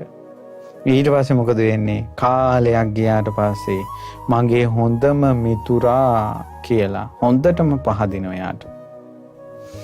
ඊට පස්සේ දැන් කාලයක් ගියාට පස්සේ දැන් තේරෙනවනේ මෙයා හොඳටම මට විශ්වාසවන්ත භාවයට ඇවිල්ලා කියලා, යාළුවෙක් කියලා ඕනම තැනකට දැන් ගෙන්නන්න යනවා. එච්චර විශ්වාසයි. ඊට පස්සේ මොකද්ද වෙන්නේ? ඔහොම කාලයක් ගියාට පස්සේ තනි වෙන වෙලාවක් බලලා තියුණු ආයුධයකින් එයාගේ බෙල්ල කපලා දානවා. තියුණු ආයුධයකින් බෙල්ල කැපුවා දැන්. ආවේ කොහොමද? අනේ කියලා ආවේ. මෙයා ආවෙම ඔකට තමයි. තංකින් මඤ්ඤසි ආවසෝ යමක. සාරිපුත්ත මහ රහතන් වහන්සේ දේශනා කරනවා, ආයුෂ්මතුනි, අර පුරුෂයා මේ කෙනා ළඟට ඇවිල්ලා මං උපස්ථාන කරා නම් කියලා උපස්ථාන කළා නේද? ඇවිල්ලා උපස්ථාන කරනවානේ. ඒ උපස්ථාන කරද්දිනොත් මෙයා වදකයා නෙවෙයිද? තමන් මරණ මිනිහා නෙවෙයිද මේ? තේ එක ගෙනල්ලා දෙන්නේ, වතුර එක ගෙනල්ලා දෙන්නේම වදකයානේ. කලින්ම නැගිටිනවා මෙයාට කලින් උපස්ථාන කරන්න. එහෙම නැගිට්ටත් එතන ඉන්නේ මිතුරා නෙවෙයි, සතුරා. තමන්ට පස්සේ නිදා ගන්නවා. තමන්ගේ සියලු වැඩ කටයුතු කරනවා. රෙදි සෝදනවා. කාමරේ අතු ගන්නවා. ඒ හැම වැඩක්ම හැම බරක්ම කරගහනවා.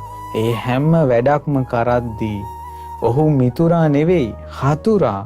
ඔහු බලන්නේ අවස්ථාවක් ලැබිච්ච ගමන් මරලා දාන්න. තමන්ගේ ස්වාමියා කියන්නේ ප්‍රධානියා. ආදරණීය වදකයා. දැන් මෙයා සතුරා වුණේ අර බෙල්ල කපුව ගමන්මද? නෑ. ඒ තමයි ඔහුගේ අභිමතාර්ථය සඵල කරගත්තා. අර තේක ළඟට ගෙනල්ලා දෙනකොට උපස්ථාන කරනකොට හැම වෙලාවෙම සතුටා. පින්වතුනි මේ කරුණාවෙන් කියන්නේ මේ උපමාව තේරුම් ගන්න. මේ උපමාව තේරුම් ගත්තොත් පංච උපාදානස්කන්ධේ ක්‍රියාකාරීත්වය තේරෙනවා.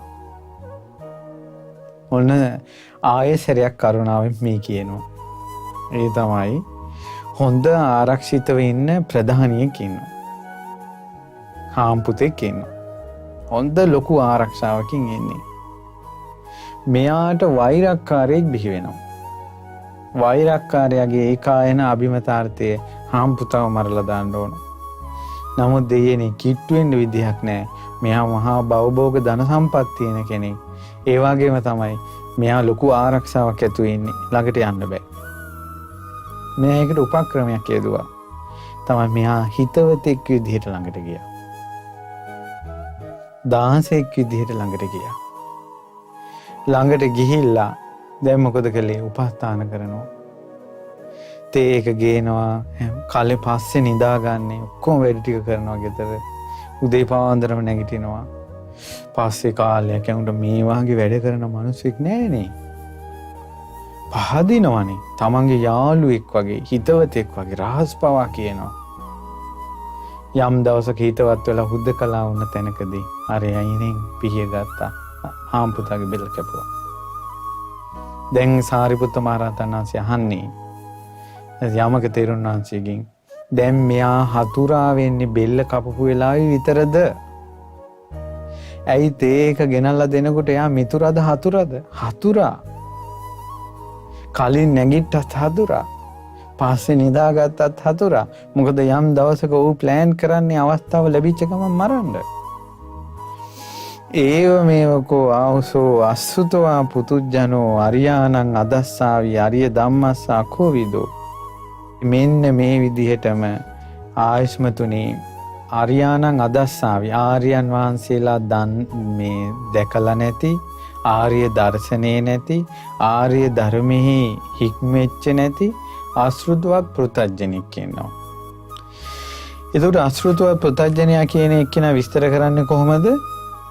ආර්යයන් වහන්සේලා නොදකින කෙනෙක්. ආර්ය ධර්මයට අදක්ෂ කෙනෙක්. ආර්ය ධර්මයේ හික්මෙච්ච නැති කෙනෙක්. ඊළඟට සත්පුරුෂානං අදස්සාවි. සත්පුරුෂයන් වහන්සේලා දැක්කේ නැති කෙනෙක්. සත්පුරුෂ ධර්මයට අදක්ෂ කෙනෙක්. සත්පුරුෂ ධර්මයේ හික්මෙන්නේ නැති කෙනෙක්. එයා මොකද කරන්නේ? රූපය ආත්මේ හැටියට දකිනවා. එහෙම නැත්නම් ආත්මයේ තුල රූපේ තියෙනවා කියලා දකිනවා. එහෙම නැත්නම් ආත්මයේ තිබෙන්නේ රූපේ තුලයි කියලා දකිනවා. මේ විදිහට වේදනාව, සංඥාව, සංස්කාර, විඥාන කියන මේකට කියනවා විෂයාකාර සක්කාය දිට්ඨිය කියලා. තමන් කියලා කෙනෙක් රූපේ තුල ඉන්නවා. තමන් කියලා කෙනෙක් රූපෙන් බාහිරව ඉන්නවා. එහෙම නැත්නම් තමන් කියලා කෙනෙක් ඇතුලේ රූපේ තියෙනවා. එහෙම නැත්නම් රූපේ තුලයි තමන් ඉන්නේ කියලා හතර ආකාරයකට මුලා වෙනවා. විදිහට උපාදානස්කන්ධ පහ හතර ආකාරයකට මුලා වෙනකොට 20යි. ඔකට කියනවා විෂයාකාර සක්කාය දිට්ඨිය කියලා. කෙටියෙන් ගත්තොත් රූප, වේදනා, සංඥා, සංකාර, විඥාන කියන පංච උපාදානස්කන්ධය මම කියලා ගන්න. තමන්ගේ. මගේ මෝන, මගේ ලස්සන, මගේ සැප, මගේ සතුට, මගේ සිතිවිලි, මගේ දැනුම මගේ කියලා ගන්න. ඊට පස්සේ කියනවා දුක්ඛං රූපන්ති යථා භූතං නප්පජානාති. රූපේ දුක් සහිතයි. එයා දන්නේ නැහනේ. ඊළඟට වේදනාව දුක් සහිතයි. එයා දන්නේ නැහනේ. සංඥාව දුක් සහිතයි. සංස්කාරය දුක් සහිතයි. විඥානය දුක් සහිතයි. එයා ඒක දන්නේ නැහැ. දැන් මේ අර උපමාවට යන්න හදන්නේ සතුරා කියලා දන්නේ. ඊට පස්සේ අනත්තං රූපං අනත්තා රූපාති යථා භූතං අප්පජානාති. ඒ අනාත්ම රූපය තමාගේ වසඟේ පවත්වන්න බෑ. රූපේ කවදාවත්. ඒ රූපය එයා හිතන්නේ ආත්මයි කියලා. ඒක දන්නේ. වේදනාව, සංඥා, සංස්කාර, විඥානේ තමන්ට ඕන විදිහට තියෙන්න පුළුවන් කියන විදිහට එයා හිතන්නේ. අනාත්මයක් එයා දන්නේ. ඊට පස්සේ මොකද වෙන්නේ? සංකතං රූපං. හේතුඵල ධමයෙන් හටගත්ත රූපයක් තියෙන්නේ සංකත රූපයක්. හේතුඵල ධමයෙන් හටගත්ත වේදනාවක් තියෙන්නේ සංකත වේදනාවක්. හේතුඵල ධමයෙන් හටගත්ත හඳුනා ගැනීමක් තියෙන්නේ සංකත සංඥාවක්. හේතුඵල ධමයෙන් හටගත්ත චේතනාවක් තියෙන්නේ සංකත සංඛාරයක්. හේතුඵල ධමයෙන් හටගත්ත විඥානයක් තියෙන්නේ සංකත විඥානයක්. එයා දන්නේ නැහැ. ආශ්‍රිතව අපතඥය සංකතයි මේක කියලා. වදකං රූපං වද දෙන රූපයක් තියෙන්නේ දන්නේ නැහැ. මේ බෙහෙත් බොපු ඉදින් තමන්ගේ රූපේ වර්ණනා කරනවානේ. මේ බෙහෙත් බොනවා පෙති කෝ මේ අතේ අහුරක් බොනවා. ඉස්සර මම මෙහෙමයි අපේ මම මේ රූප සුන්දරීටත් තේරුණා. ඒ කාලේ අවුරුදු කුමාරි කියන්නේ මට ගමේම බලන් දෙපෑ පාරේ බැහැලා යනකොට කොල්ල කුරුට්ටෝ හැරි හැරි බලනවා කියලා කියනවා මේ පෙසර් වලට බෙහෙත් ගන්න යන ආච්චි. මේ වද දීලා රූපේ වද දීලා යාට. එයාගේ අතට හැරමිටක් දීලා රූපේ. නමුත් ගේ ඉස්සරහ පිට ලස්සනට අර තරුණ කාලේ කොණ්ඩේ කඩා දාගෙන ගත්ත ලස්සන ෆොටෝ එක ගේ ඉස්සරහ පිට තියලා එයාම තමයි රෝද පුටුවෙන් ගේන්නේ. ගෙදරට එන අයට කියනවා මං තරුණ කාලේ. එයා දන්නේ රූපේ Tamanට වද දුන්නා. ඒ තරුණ කාලේ ওই රූපේම තමයි මේ තත්ත්වයටපත් උනේ. වද දුන්නා කියලා දන්නේ. වේදනාවෙන් වද දුන්නා කියලා දන්නේ. සංඥාවෙන් වද දුන්නා කියලා දන්නේ. සංස්කාරයෙන් වද දුන්නා කියලා දන්නේ. විඥාණයෙන් වද දුන්නා කියලා දන්නේ. ආශ්‍රිතව පුතඥයා. ඊට පස්සේ වෙන්නේ මොකද? ඒ සෝ රූපං උපේති උපාදීයති අදිඨාති අත්ථාමේති. ඔහු මාගේ ආත්මයයි කියලා රූපයේ වෙතටමයි යන්නේ. ඒකටමයි බැඳෙන්නේ. ඒකමයි හිතෙන් අදිෂ්ඨාන කරන්නේ. මාගේ ආත්මයයි කියලා වේදනාව අල්ලනවා. තමා කියලා මගේ කියලා රූප වේදනා සංඥා සංකාර විඥානම අල්ලනවා. ඊට පස්සේ මොකද වෙන්නේ? මේ විදිහට බැඳුනට පස්සේ උපාදානස්කන්ධ පහට බොහෝ කාලයක් අහිත පිණිස දුක් පිණිස පවතිනවා. ඔන්න දැන් මං ඔක ආපහු සැරයක් තේරුම් කරන්න උපමාවත් එක්ක. ආදරණීය වදකයා. ඒ තමයි පින්වතුනි දැන් මේ රූපේනේ. මෙන්න මේ රූපය අපිට උපස්ථාන කරනවා. මොකද්ද උපස්ථාන කරන්නේ? ඔන්න AC එකකින් ඇඟ කූල්ලලා යන උපස්ථාන. ෆෑන් එකක් දානකොට කූල්ලලා යන උපස්ථාන. ප්‍රණීත කෑම බීම කනකොට රස දැනෙනවා උපස්ථාන. සැප හොයාගෙන යනවා. කායිකව එක එක සැප ලැබෙනවා උපස්ථාන. දැන් ඔන්න රූපෙන් උපස්ථාන. ඊට පස්සේ මේ රූපේටම මෙයාගේ හිනාව ලස්සනයි. මෙයාගේ රූපේ ලස්සනයි. මෙයා අවුරුදු කුමාරයා. මේ අවුරුදු කුමාරිය. මේ පන්තියේ ලස්සනම කෙනා. ඔයා නාට්‍යයකට හොඳයි. ඔයා ෆිල්ම් එකකට හොඳයි. දැන් ලස්සනට එයාගේ ඇඟෙන් උපස්ථාන ලැබෙනවා. ටයි කෝට් ඇඳලා එයා ඉන්නකොට එයාට ලොකු දෙයක් දැනෙනවා. ලොකු වාහනයක් යනකොට එයාට ලොකු දෙයක් දැනෙනවා. නමුත් පින්වත්නි ඔය ඇඟම නෙවෙයිද යම් දවසක ඔහුව මරලා දාන්නේ. මේ ඇඟටම කොරෝනා හැදිලා ඔහුගේ ජීවිතය අවසන් කරනවා. සැප දුක් රහිත විඳ යන ජීවිතේ යම් දවසක දුකක් එනවා.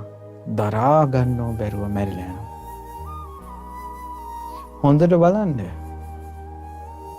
හොඳට බලන්න. දැන් මං කිව්වේ ගෙදර ස්වාමියා වද දෙනවා ගෑනු කෙනාට. ඔය අවුරුදු ගානක් යාළු වෙලා බැන්දි.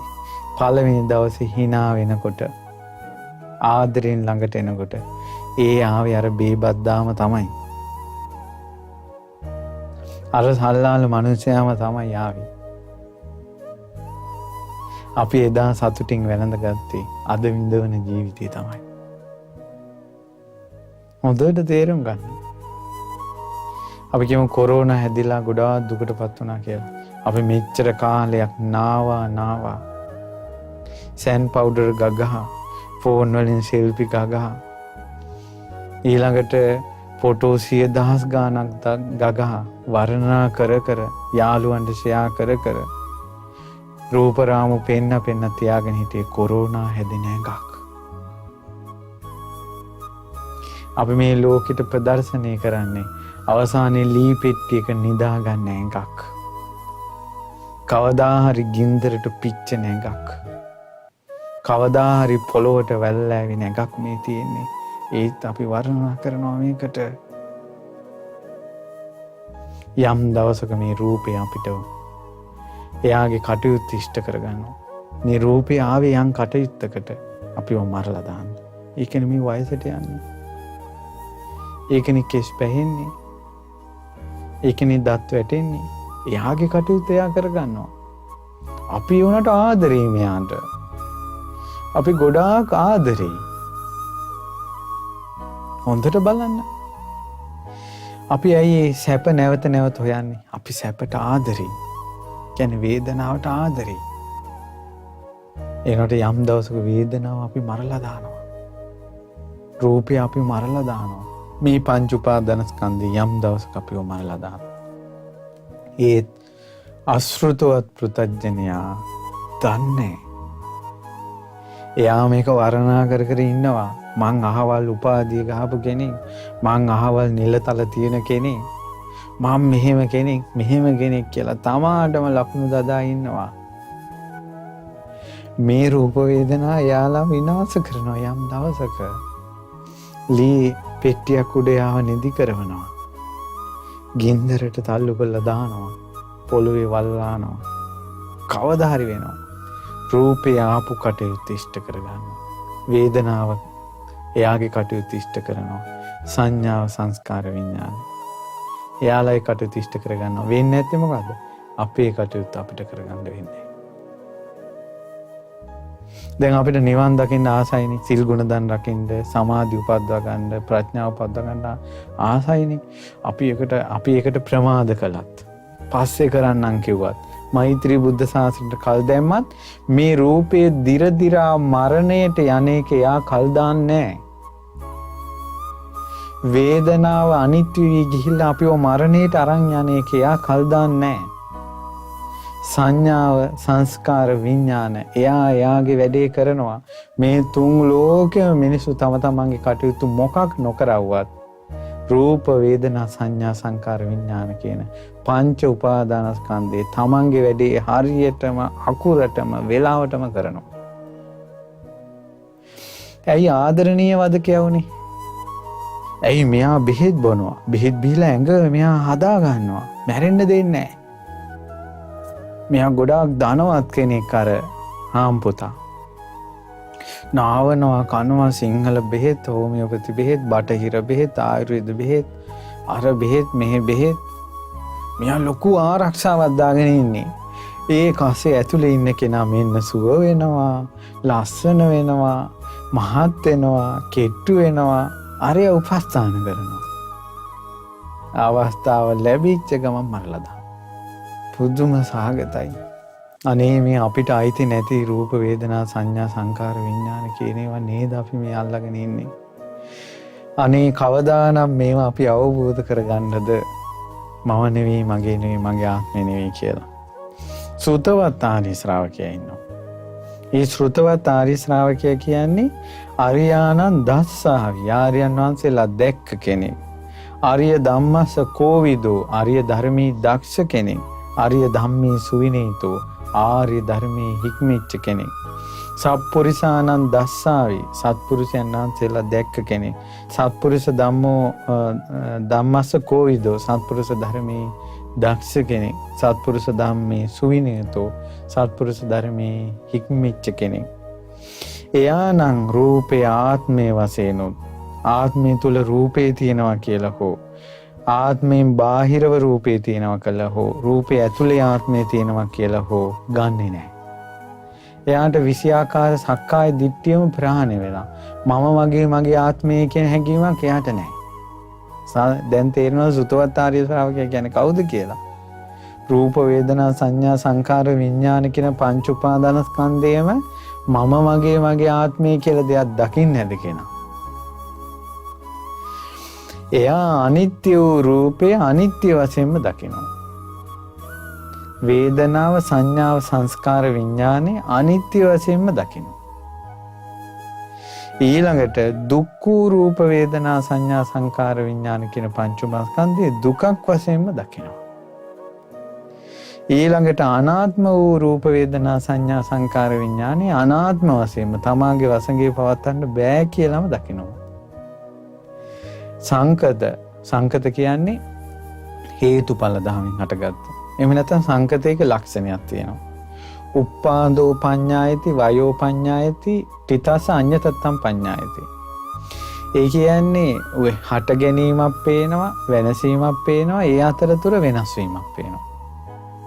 රූපේත් හට ගැනීමක් තියෙනවා, නැසීමක් තියෙනවා, ඒ අතර වෙනස් වෙනවනේ.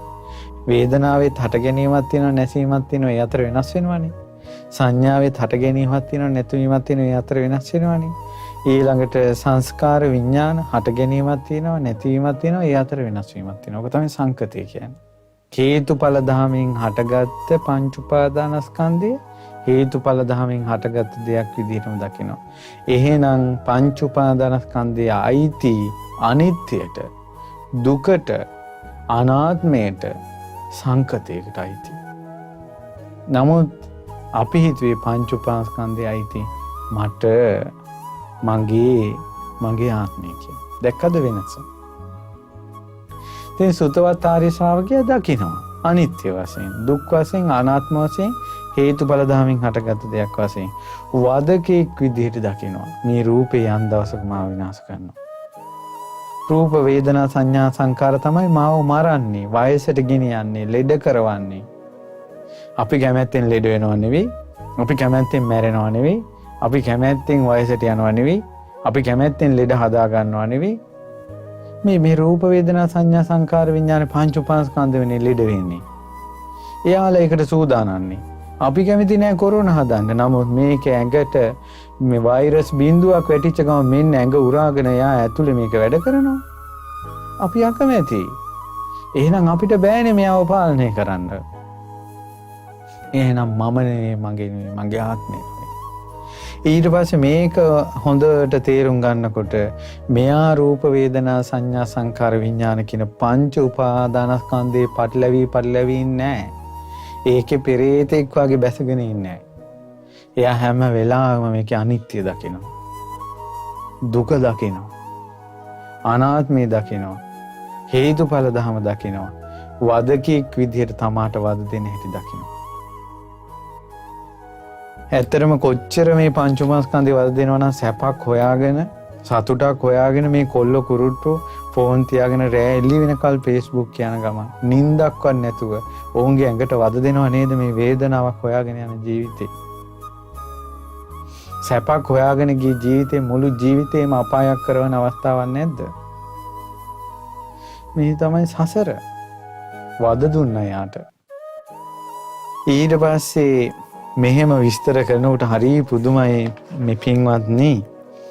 සාරිපුත්ත මහ රහතන් වහන්සේ දේශනා කරනවා පංච උපාදානස්කන්ධය වෙත නොපැමුණ නිසා, එකට නොබැඳුණු නිසා බොහෝ කාලයක් හිතසුව පිණිස පවතින යාට.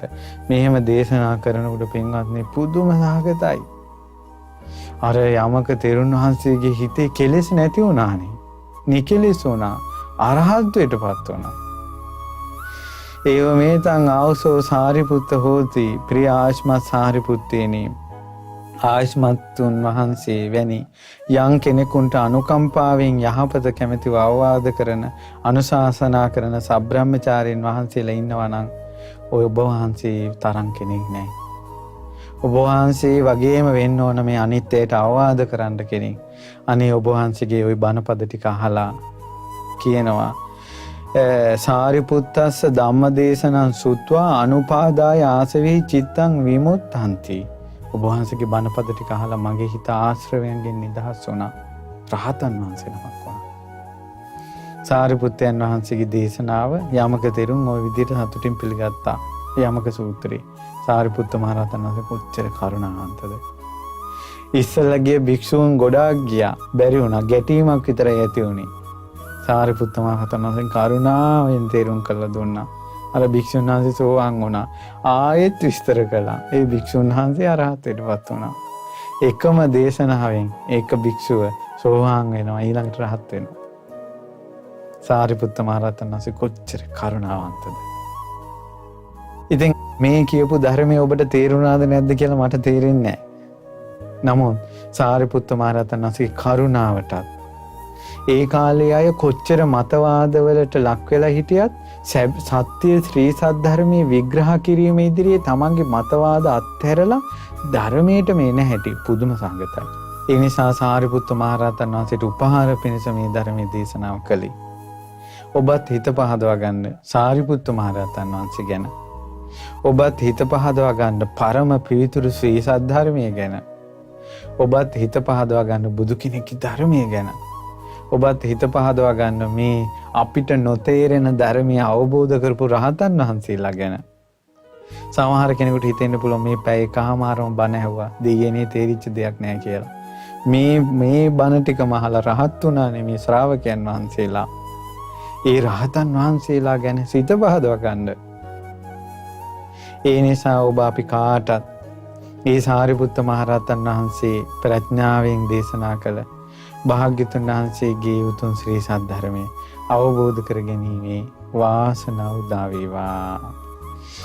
ගෞතම බුද්ධ ශාසනය ආරක්ෂා කරත්වා විශේෂයෙන් අපි සිත ප්‍රාර්ථනා කරමු උතුම් බුද්ධානුභාවයෙන් ධම්මානුභාවයෙන් සංඝානුභාවයෙන් සාරිපුත්ත මහ රහතන් වහන්සේගේ අනන්ත ගුණානුභාව බලයෙන් ඒ වගේම මිහිඳු මහ රහතන් වහන්සේගේ අනන්ත ගුණානුභාව බලයෙන් අඟුලිමාල මහ රහතන් වහන්සේගේ ගුණානුභාව බලයෙන් බක්කුල මහ රහතන් වහන්සේගේ අනන්ත ගුණානුභාව බලයෙන් ඒ වගේම රහතන් වහන්සේලාගේ අනන්ත තේජානුභාව බලයෙන් රුවන්වැලි මහසෑය ජයශ්‍රී මහ බෝධීන් වහන්සේගේ දළදා වහන්සේගේ ලලාට 13 වහන්සේගේ ආනුභාව බලයෙන් මේ ලක්දිව පුරා පැතිරෙන කොරෝනා වසංගතය වහවහ මේ වසංගතය දුරු වේවා. රෝගී වූ අය ඉක්මනින් සුවපත් වේවා. සියලු දෙනාට නිදුක් නිරෝගී සුව සැලසේවා. වසංගතය දුරින්ම දුරු වේවා කියලා අපි ප්‍රාර්ථනා කරනවා. සියලු දෙනාට නිරෝගී සුවයම සැලසේවා කියලා සියලු දෙවිවරු මේ පින් අනුමෝදන් වී මේ ලක්දෙරණ ආරක්ෂා කරන්න දිව්‍ය රැකවරණේ සලසත්වා. ඔබ කාටත් අපි සියලු දෙනාට ජීවිතයේ යථා ස්වභාවය අවබෝධ කරගන්න මේ වප්පුම් පොය දවසේ රැස් කරගත්ත පින ඒකාන්තයෙන්ම හේතු වාසනා වේවා. තෙරුවන් සරණයි. නමෝ බුද්ධාය.